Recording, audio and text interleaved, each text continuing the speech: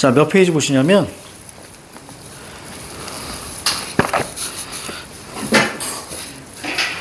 자, 440페이지예요. 440페이지. 아니, 430페이지. 430페이지. 자, 그거 하겠습니다. 왼쪽에 본문은 다 끝내지 않았니? 그치? 다 끝냈지? 그럼 이제 오른쪽 거의 정리하기 하면서 자연스럽게 문제 풀고, 자, 뒤로 넘어갈게요. 자, 부처에 담긴, 자, 이명준의 삶입니다. 431페이지. 자, 일본에 보니까 남한에서의 대학 시절, 이번에 월북한 이후의 삶, 남에서 북으로 갑니다. 전쟁에 참여하고 참전하고 포로가 된 후에 체제 선택을 강요받던 때, 우리가 여기서부터 이제 배웠어요. 자, 그래서 중립국으로 떠나는, 자, 현재의 처지. 현재가 바로 어디다? 사북자리다. 그래서 명준의 삶의 공간은 점점 줄어들고 있다. 자, 명준은 현재 더 이상 물러설 곳이 없는 삶의 극한점에 있고요. 새로운 삶을 모색할 수밖에 없는, 자, 인식의, 자, 전환점. 자, 두 마리 새의 의미 변화 볼게요. 감시자. 선상에서 맨 처음 바닷새를 본 명준은 바닷새를 감시자로 인식하고, 자, 불안감을 느껴서 총으로 쏘려고까지 했습니다. 감시자로 인식했어요. 자, 그런데 시간이 흐르면서 점차 바닷새로부터 죽은 은혜, 북에서 만난 여인이죠. 그죠? 간호장교. 자, 은혜와 태어나지 못한 자신의 딸이라고 생각하는 겁니다. 딸의 모습을 발견하고 명준이 아픈 사랑의 과거를 떠올리게 됩니다. 자, 푸른 광장. 명준이 이데올로기의 대립에서 시달리다가 벗어난 곳이자 아내와 딸을 표상하는 새들이 자유롭게 날아다니는 공간이에요. 그러니까 여기서 푸른 광장은 사실 굳이 얘기한다면 바로 이제 이명준에 있어서는 밀실이라고 생각할 수도 있어요. 그래서 몸을 던집니다.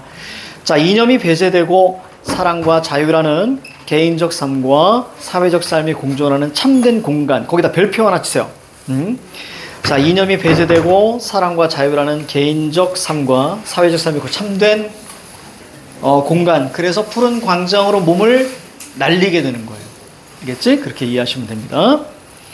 자, 13번 볼게요. 자, 사를 읽고 떠올릴 수 있는, 이거 풀려져 있는 사람. 자, 잠깐 푸세요. 자, 13번부터 16번까지 풀어보세요. 13번부터 16번까지.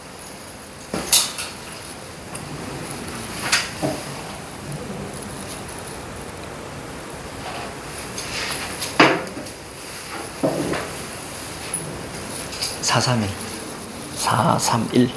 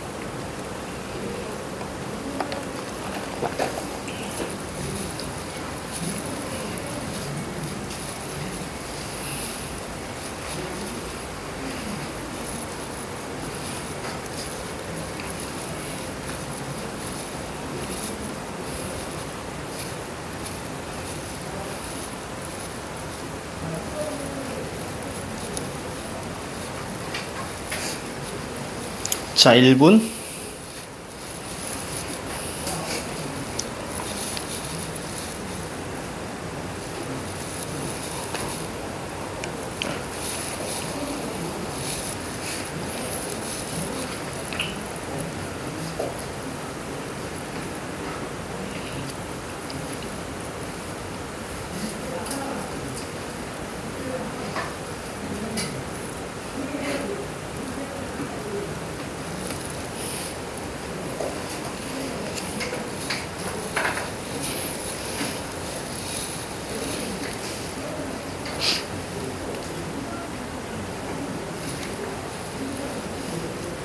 자, 됐습니다. 자, 13번의 정답은 4번이죠. 설레는 표정이 틀린 거죠.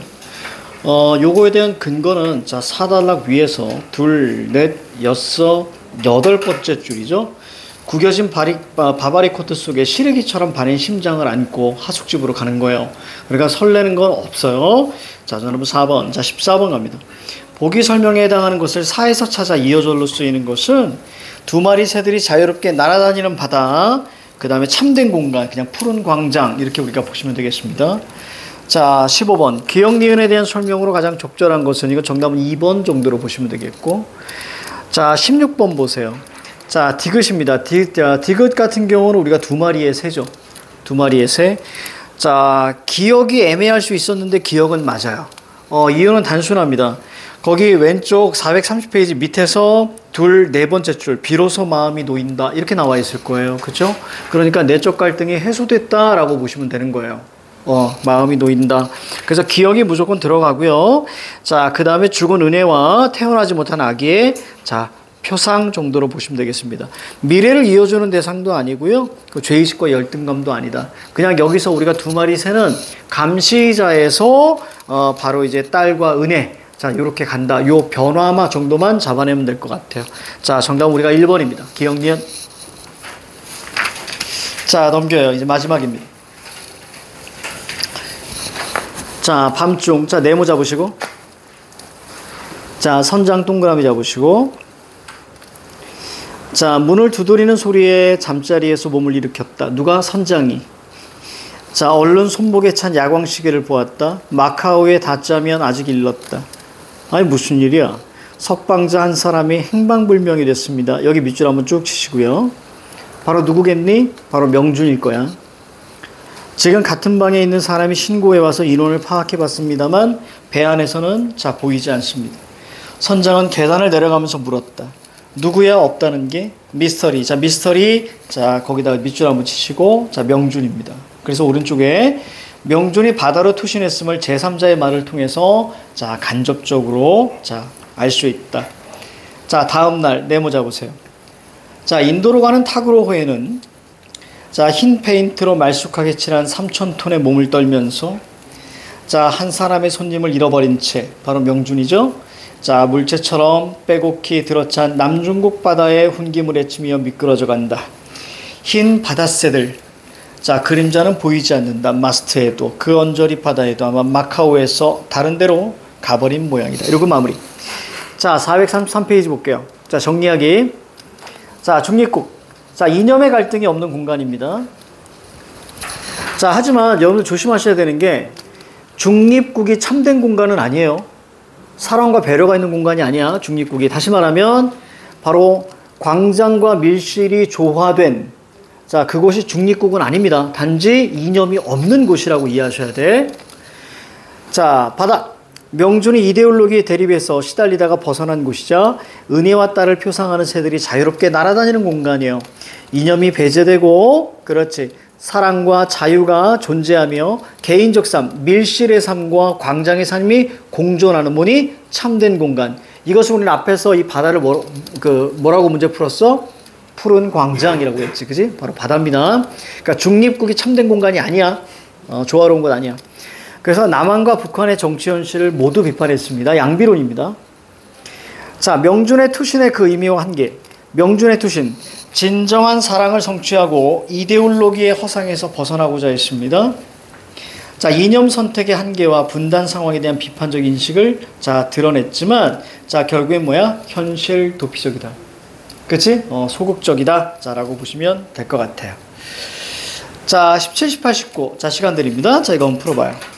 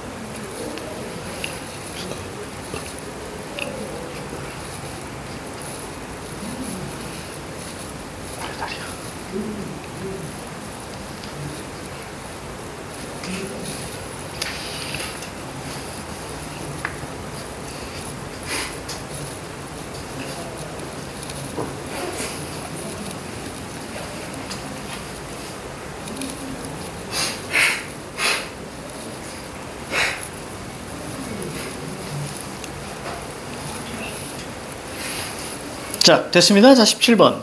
자, 이거를 감상하는 대화의 내용 중 가장 적절한 것은 민수입니다. 5번.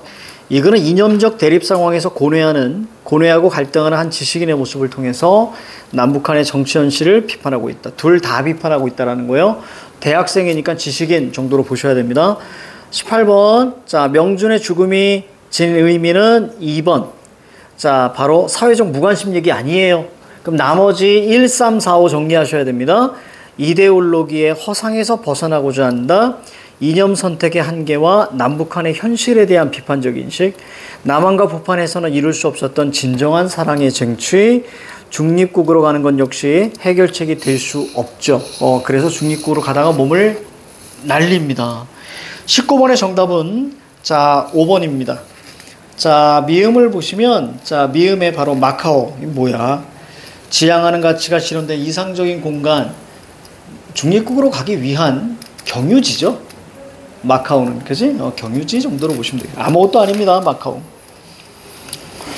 자, 434페이지. 자, 이제 쭉 정리하고, 자, 광장 마무리합니다. 자, 이 작품을 감상하고 명준을 설득하기 위해서 남측과 북측에 내려온 논리. 자, 갈게요. 쭉 읽어갑니다. 머릿속에 키워드 정도만 알고 계시면 돼요. 자, 북측의 논리입니다.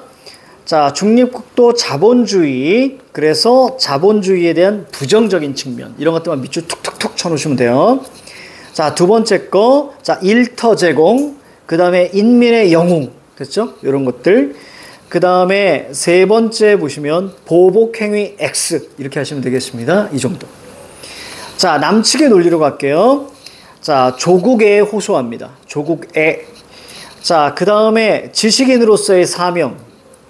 다 너무 추상적이다. 그치? 추상적이다. 자, 그 다음에 세 번째, 개인적인 조력. 그냥 이도저도 아니네요. 자, 그 다음. 자, 2번. 명준이 처한 상황을 고려해서 작품 속 소재의 의미.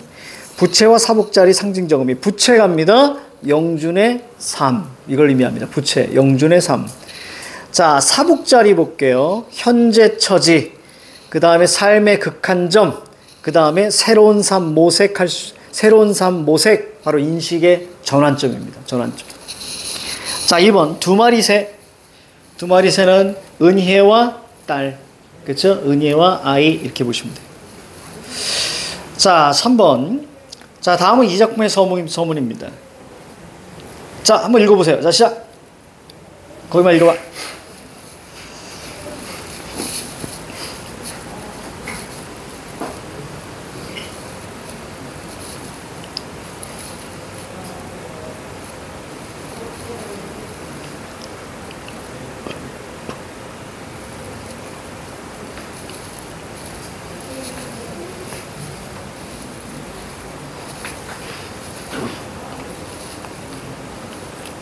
자, 그리고 예시 답안까지 좀 읽어봐요. 예시 답안까지. 그 위에 오른쪽에. 그리고 넘길 겁니다.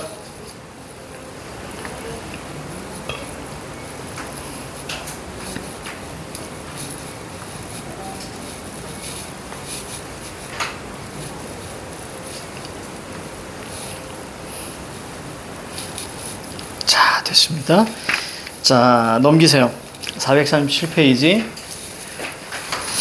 그러니까 남한도 이상적인 세계가 아니었고 북한도 이상적인 세계가 아니었죠. 근데 곰곰이 생각해보면 만약에 이렇게 얘기하는 사람 많잖아. 이민 갈 거야 막 얘기하는 사람도 많잖아. 의외로. 근데 그렇게 얘기하는 사람 치고 진짜로 이민 간 사람 한 번도 본 적은 없어요. 다 살고 있어요. 그냥 한국에서. 근데 난 이런 생각이 드는데 그래도 우리나라가 살기 제일 편하지 않니? 사람마다 다를 수는 있겠으나 그래도 우리나라가 살기가 가장 괜찮지 않나 싶어요. 우선 외국에 나가는 순간 이제 외국인인 거고 우리가, 그치? 거기서 우선 언어가 가장 큰 걸림돌이겠지, 그치? 언어와 문화가. 그래서 살기엔 진짜 쉽지 않을 것 같아. 자, 437페이지. 자, 정리 한번 하고 그다음에 이거 마무리합니다. 갈래. 길어요. 그리고 사회를 보여줍니다. 그리고 이념의 대립과 갈등이기 때문에 분단. 자, 성격은 관념, 철학, 자, 회고, 자, 과거. 현재에서 과거로 넘어가서 마지막 다시 현재로 돌아오는 겁니다. 자, 그 다음에 배경, 8.15 광복에서 6.25 전쟁 전까지. 자, 시점, 전지적 작가고요. 자, 주제, 이데올로기 갈등 속의 바람직한 삶과 사회. 자, 그 다음에 특징, 회상입니다. 그러니까 역순행이고요. 그 다음에 남북한의 이념 문제. 자, 다뤘고요. 되게 추상적입니다. 자, 밑으로 내려오시면, 자, 전체 구성 뛰어넘고, 자, 명준을 설득하기 위한 부추의 설득 방식. 앞에 우리가 잠깐 살펴봤지만, 자, 다시 한번 키워드로 갑니다. 자, 자본주의의 부정적 측면, 그 다음에 다양한 사회적 혜택, 그래서 연금을 받을 수 있고, 일터를 갖게 되며, 인민의 영웅, 그 다음에 보복행위 없을 것이다. 자, 남측의 설득 방식 볼게요. 자, 4가지 나와 있습니다. 이념적 우위, 왜냐하면 대한민국에 뭐가 있다? 자유가 있다. 자, 조국의 호소, 지식인이죠. 그치? 자, 명준 지식인. 그 다음에 지식인의 뭐, 사명감. 그렇죠, 사명감. 그 다음에 개인적인 조력을 주겠다. 자, 이렇게 보시면 되겠습니다. 자, 넘겨요. 자, 부채와, 자, 사복자리의, 자, 상징성이에요. 자, 부채. 명준의 삶의 전체 모습. 사복자리, 현재 처지, 삶의 막다른 곳. 그 다음에 인식의 전환점. 이렇게 보시면 되겠습니다. 자, 2마리 새들 가볼게요. 은혜와 딸의 표상인데, 자, 그리고 밑에 명준 의식의 투사물입니다. 항해하던 내내 동행하던 바다새가 명준의 자살 이후 갑자기 사라져요. 그래서 오른쪽에 끝까지 명준 자신을 따라다니는 과거의 아픈 기억일 수 있겠다 정도로 보시면 되겠습니다. 자, 광장과 밀실로 형상화된 남북한의 문제인데요. 자, 광장, 사회적 삶의 공간, 공동체 이념을 중시하는 북한 정도로 보셔도 돼요. 그래서 사회 구성원들이 공동의 이념을 추구하면서 이상을 실천하는 어떤 사회적 이상을 실천하는 공간. 그래서 북한을 상징합니다. 자, 그런데 밀실의 부재. 자, 오른쪽 갈게요. 밀실. 개인적 삶의 공간. 개인적 자유를 중시합니다. 그래서 개인이 자신의 삶의 행복을 추구하고 자유를 누리며 사랑을 나누는 공간. 그래서 이명준이 남쪽에 있다가 위로 올라가거든요. 북쪽으로 올라갈 때 자, 타락할 수 있는 자유가 있는 공간이다 라고까지 이야기하고요. 그리고 아버지가 월북하면서 본인이 이제 막 고초를 당하거든요. 그래서 환멸을 느낍니다. 자, 남한이라고 보면 겉으로는 자유가 넘치는 것처럼 보입니다. 근데 사회적인 소통이 결여됐어요. 광장의 부재.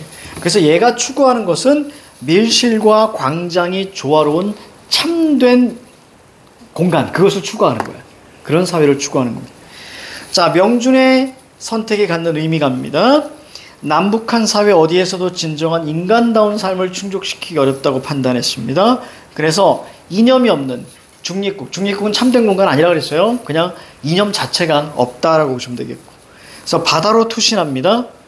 중립국으로 가는 건 역시 진정한 해결책이 될 수 없다. 그래서 광장과 밀실이 조화된 공간으로서의 바다. 자, 이거를 선택합니다. 그래서 남북한 정치를 모두 비판합니다. 자, 됐습니다. 우리 요게 하나가 끝났고.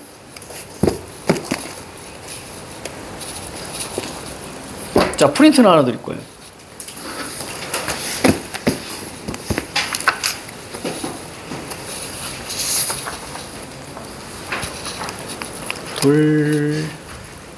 둘레. 자, 여기.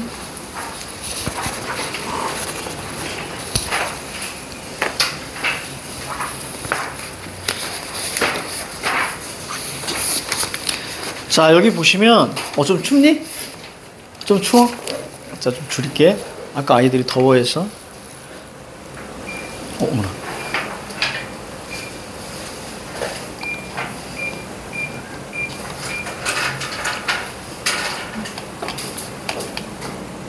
너무 신기하다. 이렇게 인공지능 너무 신기해.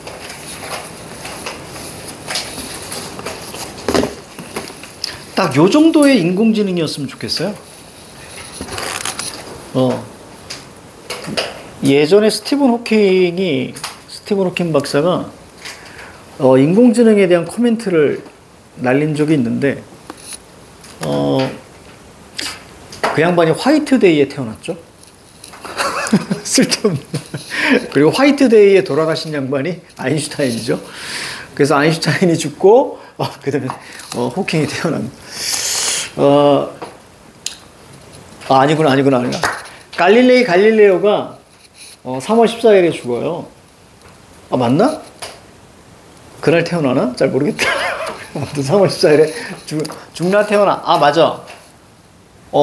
죽어요. 3월 14일날 갈릴레오가 죽고 정확하게 300년 후에 저기 스티븐 호킹. 자, 아무튼 어쨌거나. 자, 보세요. 그래서 맞나? 스티븐 호킹 탄생일인가? 태어난 날인가? 돌아가신 날인가? 모르겠다. 자, 3월 14일 아마 내가 볼 땐 태어난 날 생일로 알고 있는데.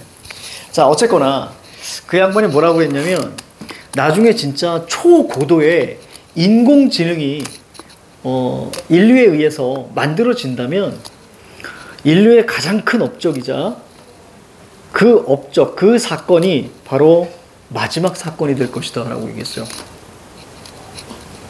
그러니까 초고도의 인공지능이 딱 만들어지면 인류 최고의 업적이라는 얘기죠. 첫 번째 사건이자 인류가 거기서 끝장난다는 얘기야. 마지막 사건이다. 그렇게까지 말씀하셨거든요. 그래서 지금 인공지능 되게 무섭죠. 그래서 지금의 인공지능을 막 이렇게 개발했던 그 사람들이 나와서 재작년에 성명서 냈잖아요. 더 이상 인공지능은 발전하면 안 된다. 그 정도로. 자, 이 정도면 딱 좋지 않아요? 에어컨 인공지능 정도? 자, 아무튼 그래요. 자, 좀 프린트 드렸죠? 우리 이제 요 앞에 걸로 할 거고요. 자, 한 장 넘겨봐요. 한 장 넘겨보시면 뒤쪽에 여러분 학교 프린트가 있을 거예요. 그렇죠? 이거까지 다 해놨거든요. 그러니까 이건 여러분들이 살펴보시면 될 것 같아요. 알겠죠? 살펴보시면 될 것 같고, 요거 하는데 좀 고생했거든요. 그러니까 여기 앞에 없는 것도 좀 일부러 따로따로 다른 데서 찾아가지고 좀 이제 좀 채워 넣은 거니까 두 개를 같이 보시면서 수업은 앞에 걸로 좀 깔끔하게 하고, 자, 뒤에 걸로 여러분들이 좀 보시면 될 것 같고, 그 다음에 한 장 더 넘겨버리시면, 자, 시조 4편. 시조 4편을 해놨어요, 선생님이. 그래서 그거와 비슷한 류의, 자, 시조까지도 오늘은 다 볼까 생각 중이에요. 알겠죠? 그래서 좀 이거 볼 거니까. 자, 그래서 오늘 요거하고 마무리 할 겁니다. 자, 공방전. 자, 이거 가전체입니다. 가전체. 뒤쪽에 우리가 있기 때문에, 우선 그냥 쭉 보면서 갈 거예요. 지금 필기하면서 볼까 했는데 그럴 필요는 없을 것 같아요. 그래서 이건 가전체입니다. 가짜 전기예요. 사물을 의인화, 적을 필요 없습니다. 뒤에 이 안에 있으니까. 사물을 의인화해서, 자, 의인화해서 어떤 인간의 삶을 풍자하는 겁니다. 그 정도. 그래서 가계가 나오고요. 즉 족보가 던져지고, 자, 그 다음에 벼슬에 등용이 되고, 그리고 국가를 문란하게 만듭니다. 그리고 나서 퇴임하고, 그 다음에 죽어요. 전체가 일대기적입니다. 그래서 아까도 말씀드렸지만 사물을 의인화해서 인간의 삶을 바라보는 것이기 때문에 여기 나와 있는 이 사물은 대부분 부정적인 것에 초점이 맞춰져 있어요. 그래서 가전체를 나중에 읽으실 때는 철저하게 얘의 어떤 부정적 행적 중심으로 읽으셔야 됩니다. 요건 추후에 우리가 수능 강의할 때 선생님이 설명해 드릴게요. 자, 갑니다. 공방전. 자, 제목으로 감잡기 거기 나와 있어요. 밖은 둥글고 안에는 네모난 구멍이 있는 엽전을 의인화한 거죠. 엽전 어떻게 생겼는지 알죠? 그렇죠? 자, 거기 뒤에 또 딴 얘기 있나? 없네. 자, 보세요. 자, 밖은 둥글고 안은 뭐나요? 그러니까 겉은 꽤 둥글둥글한 보이지만 안에는 각이 져 있기 때문에 이 둘 자체가 나타내는 게 바로 돈의 이중성입니다. 자, 포인트는 자, 어디에 맞추는 거냐면 여기 나와 있는 네모칸에 맞추는 거예요. 그래서 전체가 돈의 폐해에 대해서 얘기하는 거예요. 여기 필자는 돈 자체를 없애버려야 된다 얘기하는 사람이야.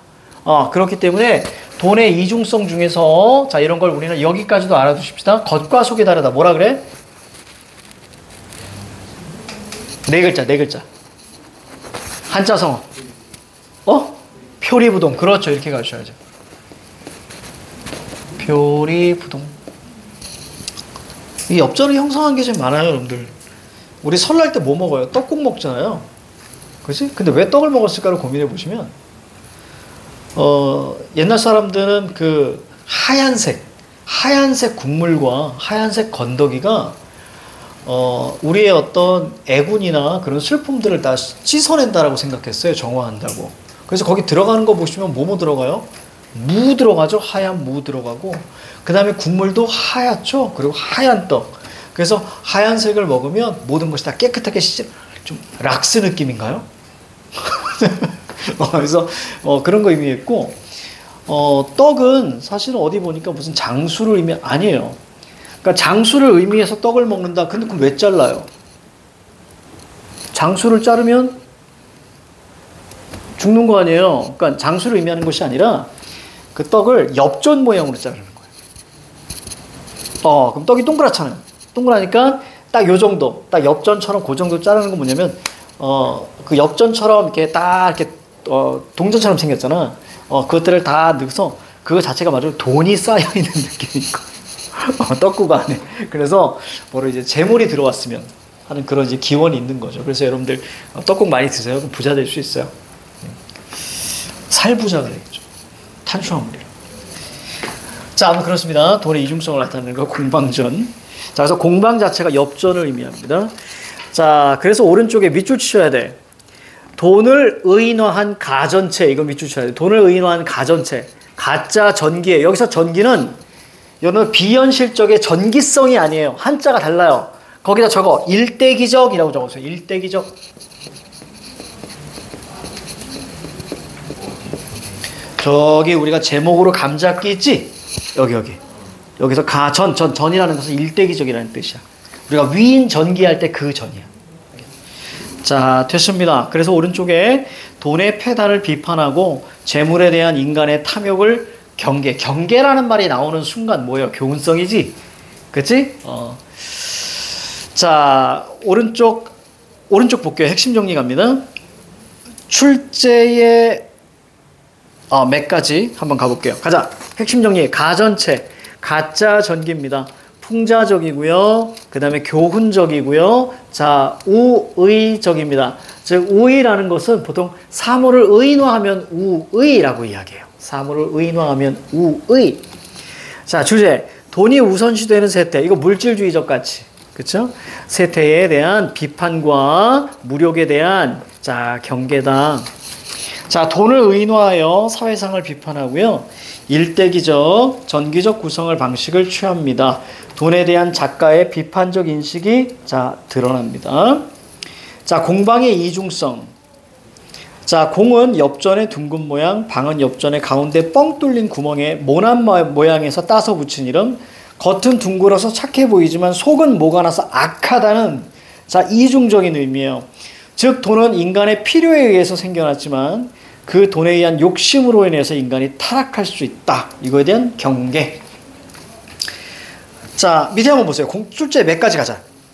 공방의 특성. 욕심이 많아요. 비루하고 염치가 없어요. 백성들로 하여금 농업을 멀리하게 만듭니다. 우리가 농업이 근본이잖아요. 그렇죠? 이걸 멀리하게 만들어요. 자, 그리고 권세가 있는 사람들에게 착 붙어요. 그래서 아첨합니다. 그래서 관직을 팔아요. 이걸 나중에 우리 매관매직이라고 이따 볼 거예요. 그래서 사회 질서를 해치고, 사람을 재물을 보고 사귀입니다. 권세를 보고 사귀는 거예요. 자, 요런 어떤 부정적인 어떤 공방의 얘기가 나오니까, 갑니다. 가달라. 자, 공방의 자는 관지다. 공방, 거기서 이제 구멍이 있는 엽전이다. 이렇게 했죠. 공방의 자는 관지다. 관지라는 것은 꿰다 이런 뜻이에요. 그러니까 우리가 엽전 같은 경우는 줄로 꿰가지고 다니잖아요. 그렇죠? 이걸 얘기합니다. 자, 자는 관지다. 꿰다. 그래서 어떤 그 특징, 들고 다니는 특징이죠. 그의 선조는 옛날에 수양산의 동굴에서 살았었는데 일찍 세상에 나왔지만 쓰이지 못했다. 쉽게 갑니다. 다 의인화했다 그랬어요. 그러니까 그때는 돈이 유통되지 않았다 정도로 보시면 되겠죠. 돈이 없었다. 비로소 황제 때에, 헌원시 때에 조금씩 쓰였으나 성질이 강경하여서 세상 일에 매우 단련되지 못했습니다. 돈이 사용되지 않았습니다. 이렇게 여기 나와 있는 표현과 여러분 프린트의 표현이 살짝 달라요. 그래서 선생님이 두 개 다 실어놓은 거예요. 황제가 관상을 보는 사람을 불러서 그를 살피게 하니 관상 보는 사람이, 거기 문맥상 대장장인데요. 산에서 있기 때문에 거칠어서 사용할 수 없다. 거칠고 세련되지 못해요. 만약 임금님이 쇠를 녹이는 용광로에서 갈고 닦으면 그 자질은 점점 드러나게 될 것입니다. 자, 뭐죠? 돈의 주조 과정 정도로 보시면 될 거고요. 임금이란 사람을 사용할 수 있는 그릇이 되도록 만드는 자리니 임금님께서 구리와 함께 버리지 마십시오. 그래서 유용성이 있을 겁니다. 이렇게 구리가 들어가죠. 이로부터 세상에 나타났다. 자, 세상에 돈이 유통되기 시작했다. 그 후 난리를 피해서 강가의 숫화로로 이사의 가족을 이루었다. 돈이 어디서 만들어졌다? 강가에서 만들어졌다. 그죠? 거기에 우리가 그 뭐라고 하지? 대장장이들로부터 이제 강가에 물이 필요하잖아요. 그래서 강가에 거기서 많이 만들어졌다. 자, 나 공방의 아버지인 천은, 자, 이것도 그냥 화폐입니다. 자, 주나라의 태제 때, 자, 나라의 세금을 자 담당했습니다. 공방의 사람됨은 겉은 둥그렇고, 자, 가운데는 네모나며, 그래서 돈의 모양, 돈의 이중성, 자, 그래서 금부 다 가지고 있다. 세상의 변화에 잘 대응했고, 자, 공방은 한나라에서 벼슬 하여, 자, 홍려경이 되었습니다. 그래서 손님을 접대할 때 사용되었다. 당시에 오나라 임금인 비, 야, 비세모. 비세모 쳐야 돼. 얘 비판의 대상이야, 비.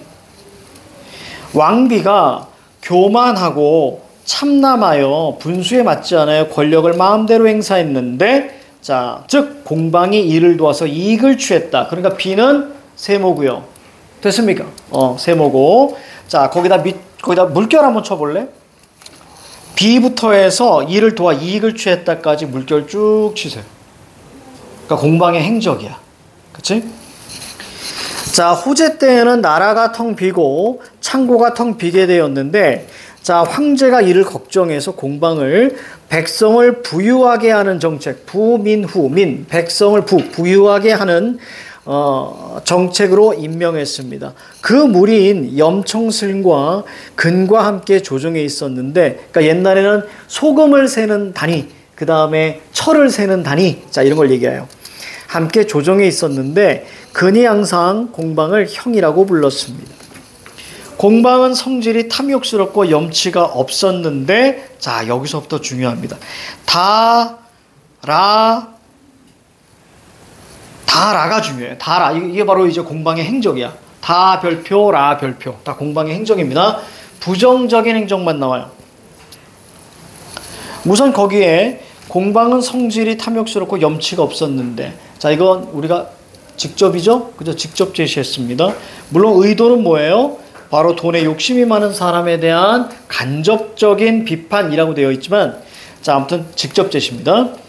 이미 국가의 재산을 총괄하면서, 자, 자모라는 것은 이자입니다. 원금과 이자. 자, 이자의 경중을 저울질하는 것을 좋아했습니다. 공방은 국가를 이롭게 하는 것은 도자기와 철을 주저하는 것. 자, 그 다음에 또 하나 뭐예요? 백성들과 조그만 이익을 다투고, 금융이라고 써 있는 거예요. 물가를 올리고 내리고 곡식을 천대하고 화폐를 귀중하게 여겼습니다. 그래서 백성들이 근본 농사를 버리고 상업을 쫓도록 하고 농사 짓는 것을 방해했습니다. 당시에, 자, 선비들이 자주 상소를 올려서 공방을 비판했지만 호재가 이를 받아들이지 않았다. 자, 공방은 교묘하게 권세 있는 귀족들을 섬겨서 그 집을 드나들면서 권세를 부립니다. 호가 호위 이렇게 써 있는 거예요. 호가 호위. 즉 우리가 호가 호위라는 것은 바로 뭐죠? 여우가, 자, 호랑이 앞에 서 있는 걸 의미하는 거예요. 그래서 여우가 갈 때 호랑이가 뒤에 따라오죠. 그래서 호랑이를 등에 업고 권세를 부리는 거예요, 여우가. 호가 호위. 관직을 팔아. 매관매직.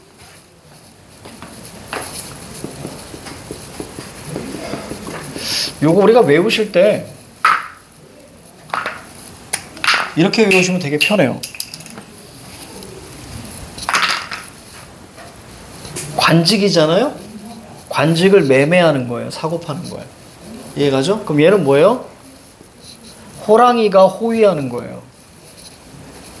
이해가죠? 그렇게 이해하시면 좀 편하죠? 자, 그래서 호랑이가 호위하니까, 자, 권세를 막 부릴 수 있는 거예요. 이렇게 이해하시면 안 잊어버릴 거야. 자, 그 다음에 자, 매관매제 관직을 팔아요. 자, 그리고 그의 손바닥 안에 있었습니다. 권세가 엄청났다라는 얘기입니다. 자, 공경들이 벼슬아치들이 절개를 꺾고 헐 대박 공방을 섬기니, 자, 다 부정적이죠. 곡식을 쌓고 뇌물을 거두어서 문건과 서류가 산과 같이 쌓여 셀 수가 없었다. 엄청난 권세를 누렸다. 공방은 사람을 대하고 물건을 대할 때에 즉 현인과 어리석은 것을 가리지 않고 그 사람됨을 보지 않고, 비록 시장 사람이라고 하더라도 어리석은 사람이라 하더라도 재산이 많으면 짱, 그죠? 재산이 많으면 좋은 친구, 소위 시장바닥 사귐이란 이런 것을 말한다. 자, 공방은 때로는 동네 나쁜 소년들을 따라다니면서 바둑을 배우고 격오라는 건 그냥 도박 정도로 보시면 됩니다. 도박을 일삼았습니다. 그러나 승낙을 잘했기 때문에 당시 사람들은 이를 두고 공방의 말 한마디는 무게가 금과 같다라고 했습니다. 그래서 밑에 뭐예요? 무소불위의 권력이라고 하는 거예요. 그러니까 권력이 글 한마디가 엄청났다는 얘기입니다. 한마디면 그냥 모든 거 다 되는 거야. 자, 원나라 황제가 즉위하자 공오, 얘 동그라미 치고 별표, 얘 긍정인물입니다. 공오 동그라미 치고 별표. 공우가 글을 올려서 비판합니다. 공방이 오랫동안 바쁜 업무에 매달려 농사의 중요한 근본에는 힘쓰지 않고 전매이익 세모 다라는 크게 체크하지 않았어요. 어차피 다 부정적인 거기 때문에 다라는 바로 전매의 이익에만 힘을 썼습니다. 그리하여 나라를 좀먹고 백성들에게 해를 입혀서 공과 사가 모두 피곤하게 되었으며 뇌물이 난무하고, 뇌물 세모, 공적인 일도 청탁 쇠모, 청탁이 있어야만 철이 됩니다. 지고 또 탄다 그러면 도둑이 온다라고 한 주역의 정확한 가르침도 있으니, 이것은 우리가 신뢰성을 강화시키는 거죠. 그래서 인용했다, 인용만 딱 체크하시면 돼요. 바라건대 공방 자르세요, 이렇게 얘기한 거예요. 공방 잘라주세요. 자, 넘겨.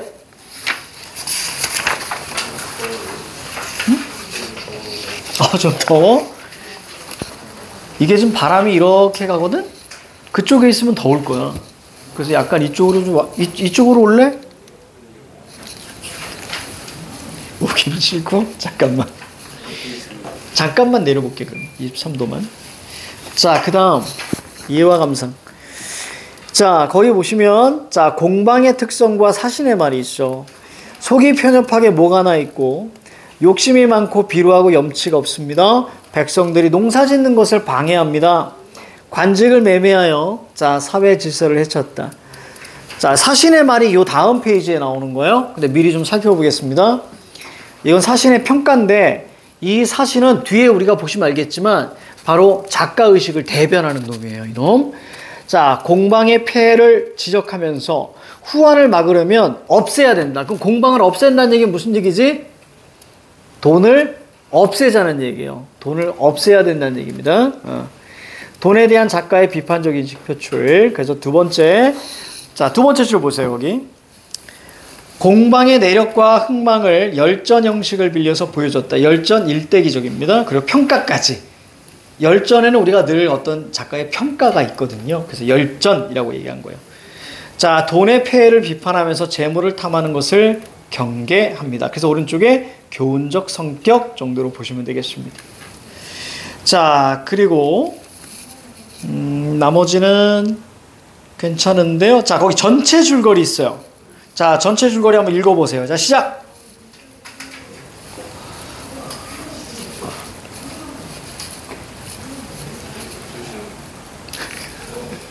많이 졸리구나. 요거까지 하고.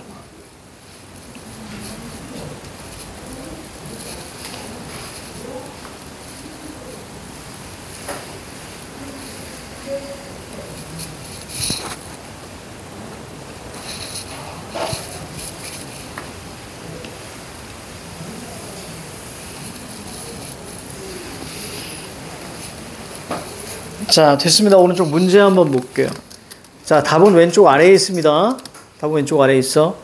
이와 같은 글의 특성으로 적절하지 않은 것은 정답 5번이고요. 풍자, 사물, 의인화, 사신의 평가. 됐습니까? 그래서 어떤 형식? 열전 형식. 자, 그리고 교훈성입니다. 영웅이 아닙니다. 그렇죠? 일대기는 맞는데 영웅이 아니에요. 그래서 정답은 5번. 자, 2번의 정답은 3번입니다. 자, 공방의 내력, 성품, 권세, 생김새 다 있는데 공방의 업적은 없습니다. 오히려 얘는 부정적인 그런 행적들이 많다. 정답은 3번. 자, 3번의 정답은 4번입니다. 자, 주제의식을 생각해 볼 때 가장 적절한 것은 적절한 거 묻는 거예요. 가전체, 잘못된 세상 풍자, 경계. 그래서 정답은 4번. 돈의 폐단을 비판, 그 다음에 경계. 이렇게 나오면 됩니다. 속물적인 인간.